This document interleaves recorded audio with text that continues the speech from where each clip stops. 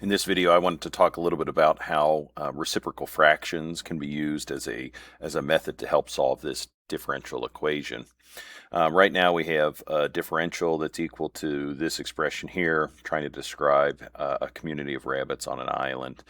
So we know an initial population of 70 and their growth is being modeled, or their growth rate is being modeled by this equation. So to find and graph the solution for the initial value, we need a general solution first and then solve for C. Now, if you recall, in a case like this, if P is our dependent variable and T is our independent variable, we'd like to move all of the P variable components to the left-hand side, and then any dt and constants to the right. So I want to show something to you here, and then maybe we can utilize some reciprocal fractions to make solving this a little bit more clear. Now, it might be tempting to gather these P components and distribute this P into this group, but I'm not going to do that, and I'll show you why. What I'm going to do is I'm going to divide this whole factor over to the left side, and then I'll multiply this factor over to the right. So what we have at this point is 1 over P times 1 minus P over 490 dP equals 0.07 dt. Now we can integrate both sides of the equation.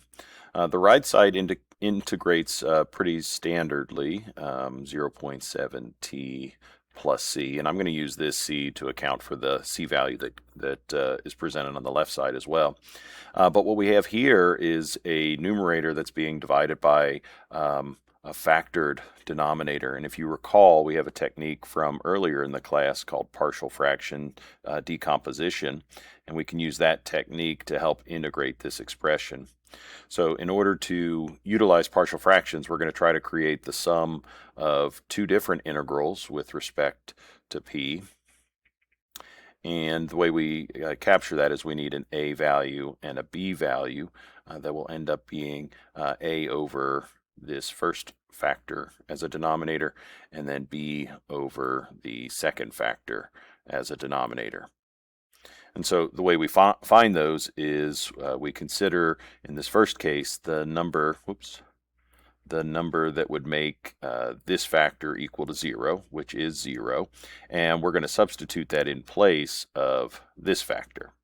So we have 1 over 1 minus 0 over 490. Well, that disappears. 1 over 1. It looks like our a value is going to be 1. So I'm going to rewrite this now as 1 over p. For our b value, we'll do the same. This time we're considering what number would make this factor go to 0. Well, interestingly, if I set this p value to 490, then we get 490 over 490. That's 1. 1 minus 1 is 0. So 490 is the number that makes that disappear, and I'm going to substitute that in place here. So the b value is going to be 1 over 490. Now, this may look a little bit strange at first, but let's just recall here. What we're saying is that 1 over p plus this fraction is actually equal to the original fraction that we had just a minute ago. And believe it or not, this ends up allowing us to find an integral a little bit more easily. Back here, you might have been thinking about using a u substitution or something like that to integrate this fraction, but when you try to do so, you're not going to have a successful time with that. At least I don't think so. So we're going to leave this as it is and work to find our integrals. Now, we could just go after the integrals right now, but I'm going to take just one moment to rewrite this fraction a little bit. And the first thing that I'm going to do is I'm going to focus on this denominator for a second. Right now we have 1 minus p over 490. And I'm going to write a couple things, but then rewrite them as well. So don't commit to copying this just yet. But I'm going to imagine the number 1 as 490 over 490. And then by imagining it that way, we see we've got a common denominator here. And now I've got the expression 490 minus p over 490. And then simultaneously, I'm thinking, well, if the numerator is 1 over 490 and we're dividing by the denominator, that would be the same as multiplying by the reciprocal of the denominator, 490 over 490 minus p. Well, we get some cancellations to occur or some common factors to present themselves. And so with those out of the way, we now have a fraction 1 over 490 minus p. So again, with some reciprocal fractions, we were able to rewrite that expression, and I think we'll be able to compute the antiderivatives very easily now. In this case, we have the natural log of the absolute value of p. There's a c value here, but I'm going to collect that with this c value, which is now the natural log of 490 minus p. And we need a negative sign there to account for this negative coefficient. That c value gets collected, and I'm also moving it over to this right-hand side, and I'm putting it together with this c value over here. So this c value, if you want to call it c star like I have in the past, that's totally fine, but it's not really necessary. That c star is some new c value, not the same as what it was initially, but you know, it's the c value, the constant that's accounting for all of the c values that we've seen so far. Now, one of our logarithm rules states that if we're subtracting logarithms, I can rewrite that as a single argument within the logarithm. I can make this a 490 minus p over p. Sorry, I did that backwards. We want the p on the numerator divided by 490 minus p in the denominator. And that's still equal to this expression up here.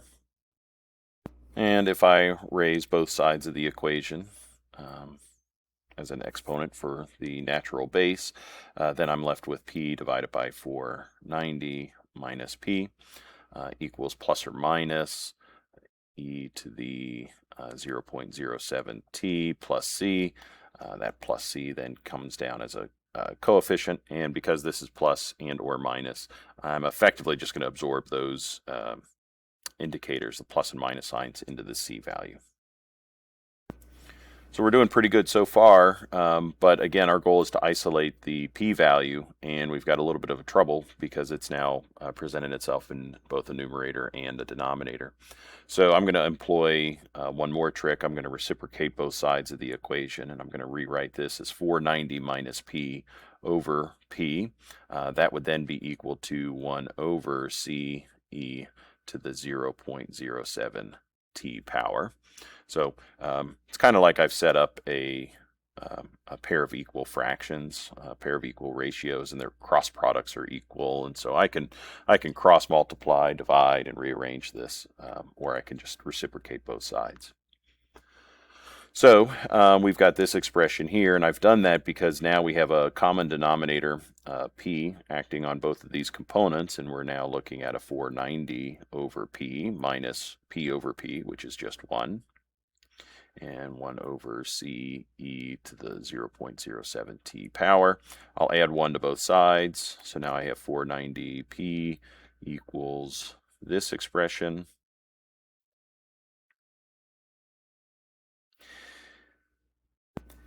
And one thing that it's actually going to help, because now I've got p in the denominator, I'd like to reciprocate again, but I can't just reciprocate if I have a fraction and a whole number. So let's try to create just one expression without a fraction here.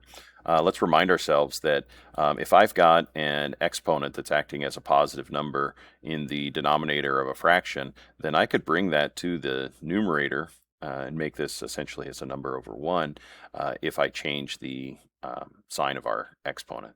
So I now have ce to the negative 0.07 t, and now I've got a whole number pairing, if you will, no fractions involved, so that when I reciprocate both sides, again, I'm imagining this as a big giant fraction over 1.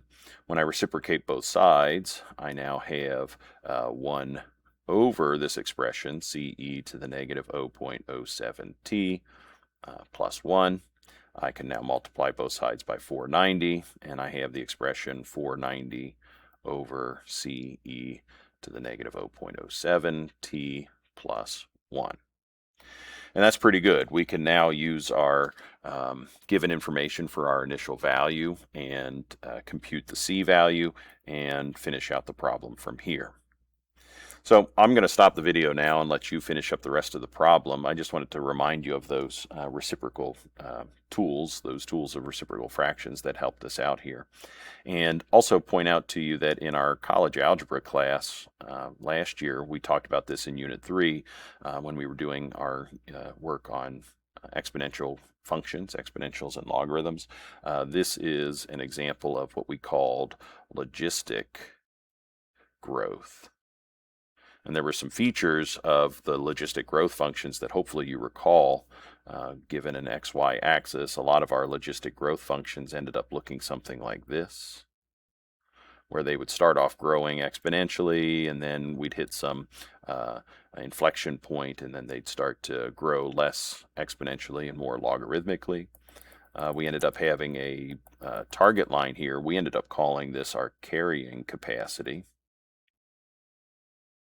And we can actually spot the carrying capacity based on the equation, how it's written. So hopefully you recall those features of the equation.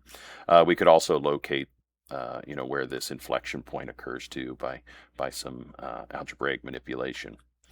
But anyway, what I was going to say about this carrying capacity, that's the term we used in our algebra class, and that's synonymous with the steady state population that they're using here in this Calc 2 material. So again, I'll stop the video here, let you continue calculating C and answering the rest of the questions.